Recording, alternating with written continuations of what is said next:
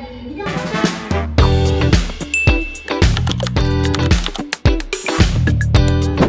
Selamat datang Kak Nofis.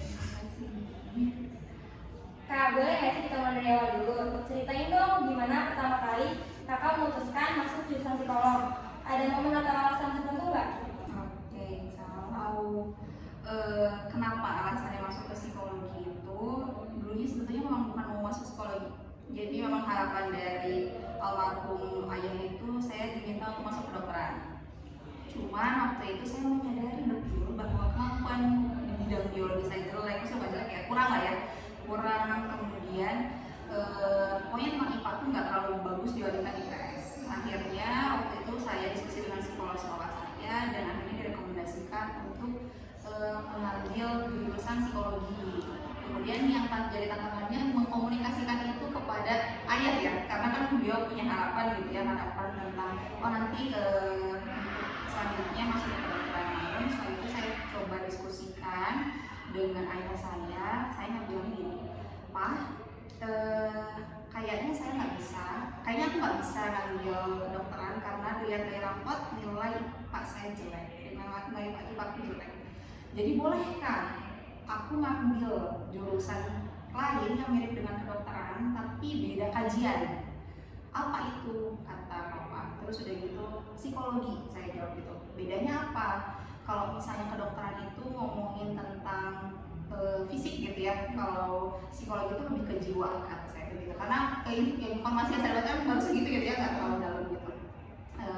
Dari situ ayah saya nggak langsung jawab, cuman akhirnya dapat jalan tengah dari kakak saya itu gini aja, ngambilnya urutan pertama kedua itu apa yang diharapkan oleh ayah saya. Jadi masuk kesehatan tuh pilihan 1 dan 2-nya. Pilihan terakhir untuk UTBK-nya itu pilih psikologi. Dan qadarullah ya, akhirnya pas SNBT ataupun UTBK, kalau dulu namanya SNMPTN tertulis, karena masih tulis belum pakai teknologi yang secanggih sekarang ya, itu lolos di psikologi UIN.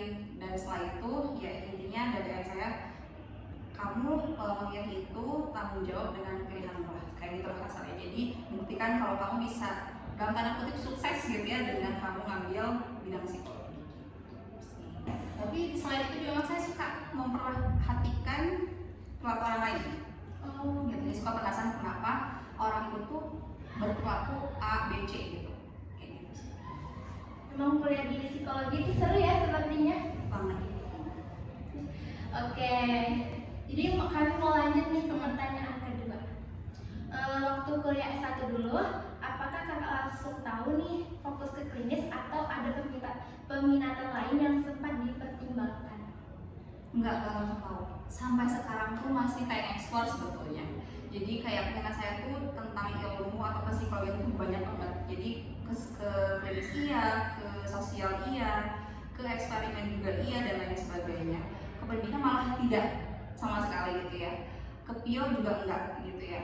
Jadi pilihannya klinis atau sosial. Nah dari situ waktu itu maaf ya, ini dosennya kalau misalnya dulu harus ada peminatan kan, harus ada waktu itu ada peminatan. Jadi kita harus pilih salah satu peminatan yang akan membantu saat skripsi gitu ya.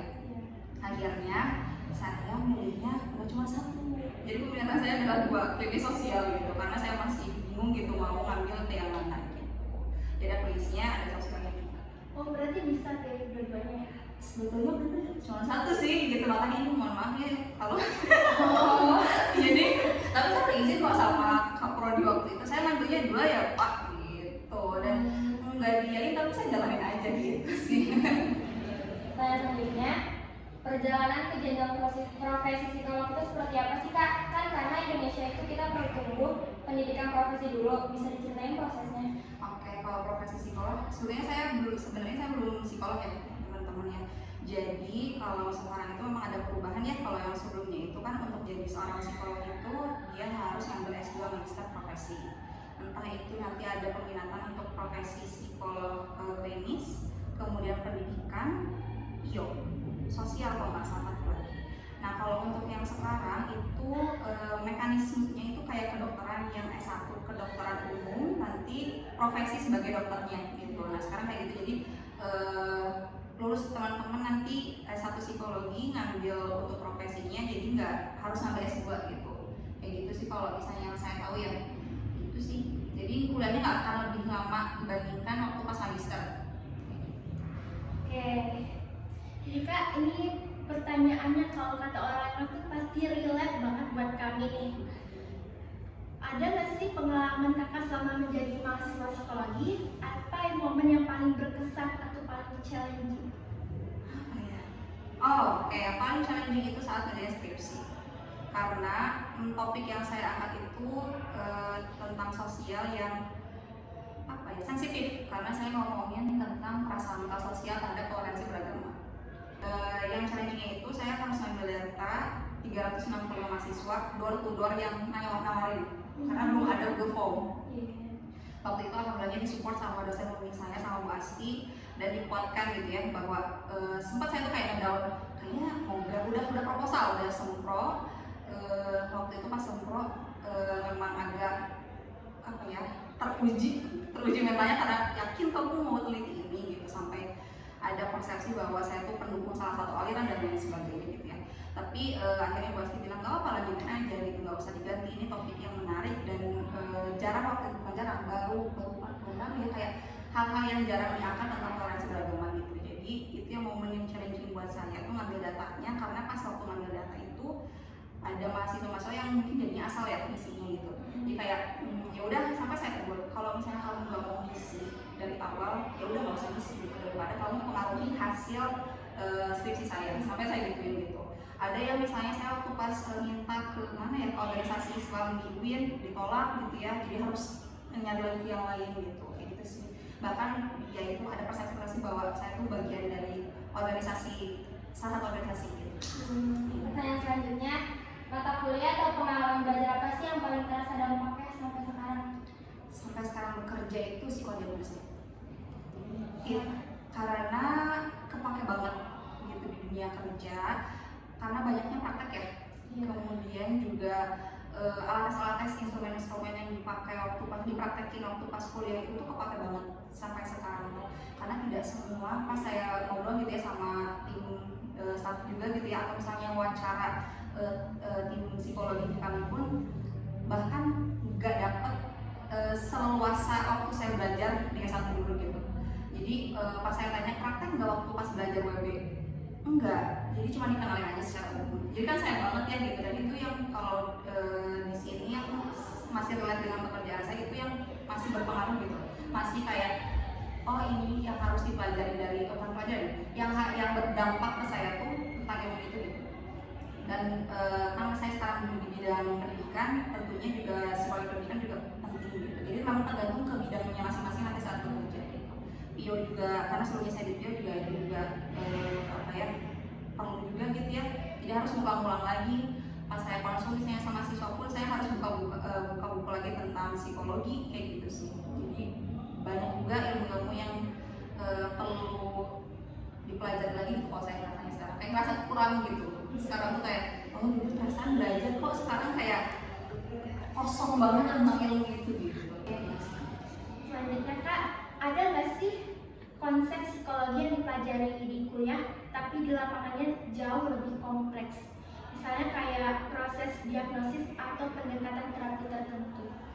Ya pasti ada, terutama waktu pas saya tuh karena dulu nggak ngambil peminatan PIO, itu jadi challenging banget bahwa saya harus belajar lagi tentang PIO, entah itu dari analisa jabatan atau beban kerja yang saya nggak pernah tahu sama sekali secara konsep teorinya gitu ya, dan akhirnya belajar sendiri. Alhamdulillah waktu itu dapat pimpinannya tuh yang support ya, akhirnya diikutin webinar atau misalnya waktu itu diskusi sama bagian coding gitu ya untuk implementasi teori tersebut gitu ya, karena cuma tahu sekelas kata doang gitu, kayak gitu. Itu sih. Ataupun misalnya saat ini ya konsul juga pendekatan ke anak juga memang nggak semudah itu, karena kita berhubungan sama manusia yang punya emosi juga, yang punya persepsi juga gitu ya, dan nggak mudah untuk bisa ngebangun bonding sama siswa, itu challenging banget. Pertanyaan selanjutnya, gimana sih studi psikolog membekali kakak dan membantu mempersiapkan karir sampai sekarang? Terus apakah ilmu yang didapat sudah cukup atau banyak yang harus dipelajari lagi di luar kampus? Oke, nggak cukup. belajar di S1 itu padat ya, kita belajar semua tapi nggak spesifik mendalam gitu. Bahkan mungkin kalian nanti akan belajar psikologi abnormal di mana kita tuh harus punya buku yang tebel. Itu kan kita tujuan untuk kuliah hanya untuk dapat bahannya ya, maksudnya outputnya untuk dapat nilai benar nggak sih, lulus gitu ya. Tapi kalau misalnya sekarang, oh saya harus baca buku itu karena saya mau ngurusin orang gitu, harus berhadapan dengan orang gitu. Jadi saya tuh harus bertanggung jawab dengan ilmu saya. Jadi saya perlu belajar lagi gitu, nggak boleh asal ketika misalnya saya nggak boleh ngerasa cukup gitu, karena tadi bertanggung jawabnya dengan perilaku orang, dengan treatment yang harus diberikan kepada orang gitu, kayak gitu. Jadi nggak cukup untuk belajar saat kuliah terus udah gitu nggak belajar lagi, itu menurut saya enggak gitu. Karena sampai sekarang pun kayak saya harus beli buku lagi, ikut webinar, sampai sekarang kayak oh saya harus upgrade nih tentang ini karena kebutuhan di lapangan itu terus berubah. Jadi saya juga harus menyesuaikan diri dengan kebutuhan zaman sekarang gitu. Kayak misalnya sekarang, oh ada ya tentang karakteristik gen alpha gitu, oh saya harus belajar itu karena nanti yang akan dihadapi oleh saya nanti siswanya ya seusia itu gitu, Gen Z lah dan sebagainya. Oh itu tuh sangat menjadi bekal banget gitu. Jadi proses belajar itu kalau saya seumur hidup gitu ya, apalagi kita masih berkaitan dengan orang, masih berhubungan sama orang, masih membantu orang gitu. Oke, pertanyaan selanjutnya, dalam psikologi klinis ada nggak sih berbagai pendekatan terapi kayak CBT, psikoanalisis, humanistik? Apakah sejak kuliah kakak sudah punya orientasi teoritik tertentu atau berkembang seiring pengalaman klinis? Oke, kalau di psikologi ada ya terapi-terapi jenis kayak gitu ya, CBT, kemudian apa ya, saya lupa kalau secara teori ya, tapi kalau di lapangan atau sekarang itu saya perlu terus mendalami tentang itu ya, tergantung kebutuhan sebetulnya.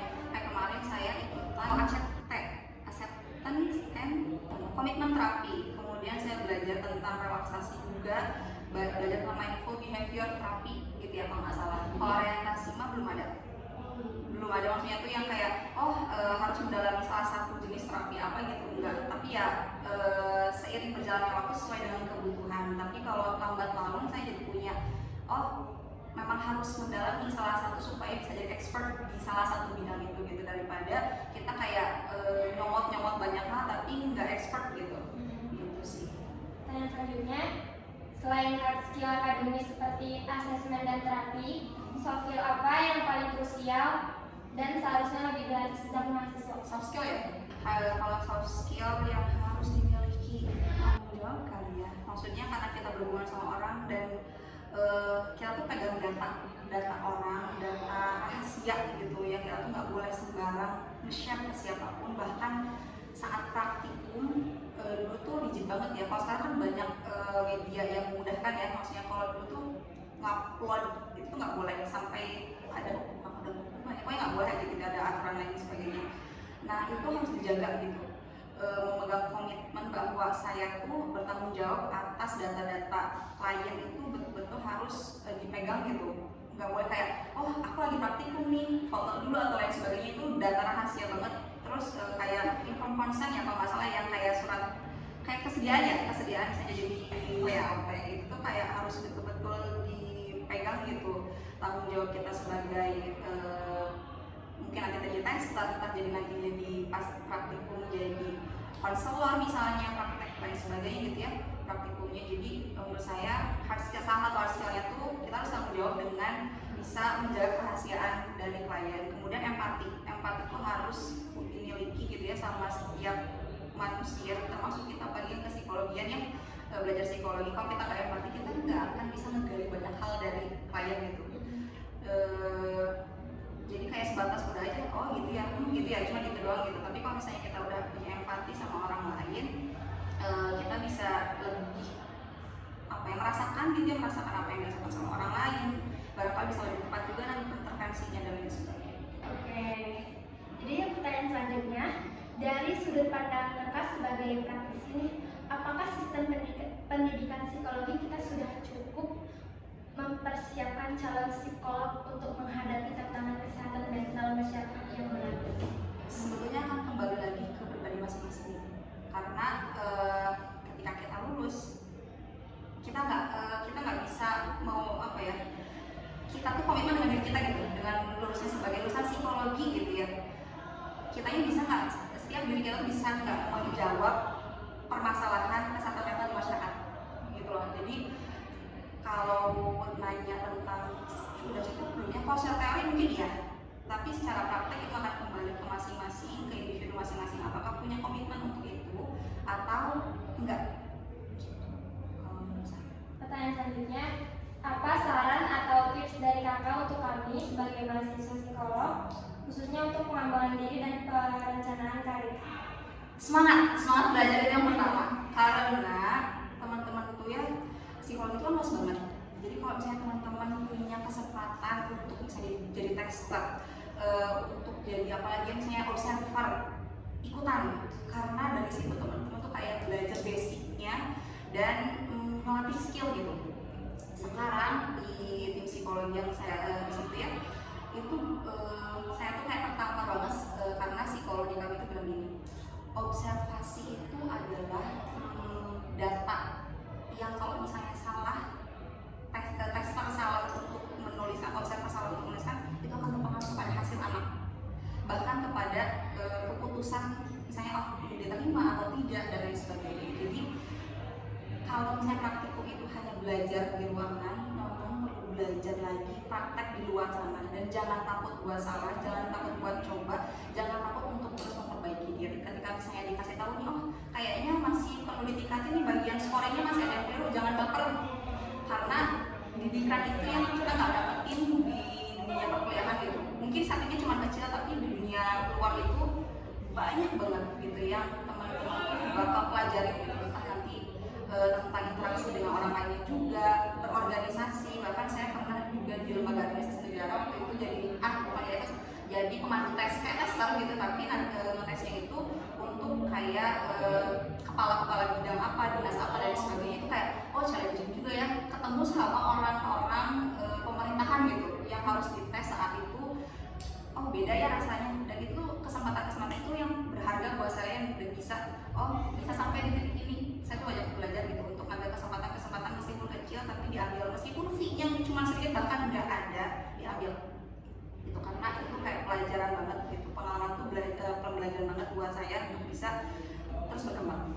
Oke, pertanyaan selanjutnya nih kak, apakah kakak ada nggak sih menyarankan kami sebagai mahasiswa psikologi untuk menjalankan personal terapi atau self exploration sejak dini, mengingatkan kita akan banyak bekerja dengan kondisi emosional orang lain? Bisa kan kembali lagi ke masing-masing individu, tapi alangkah baiknya kita tuh punya strategi untuk bisa bangkit ketika misalnya entah itu misalnya gini, setiap orang, saya juga gitu ya, bahkan psikolog pun itu punya batas, pasti punya batas. Ketika misalnya ketemu klien, oh saya tuh kayaknya bisanya maksimal 3 klien, karena kayak udah habis energi. Saya pun kalau misalnya ketemu sama siswa untuk konsultasi itu maksimal misalnya 2 maksimal, karena selainnya ada aktivitas lain dan sebagainya.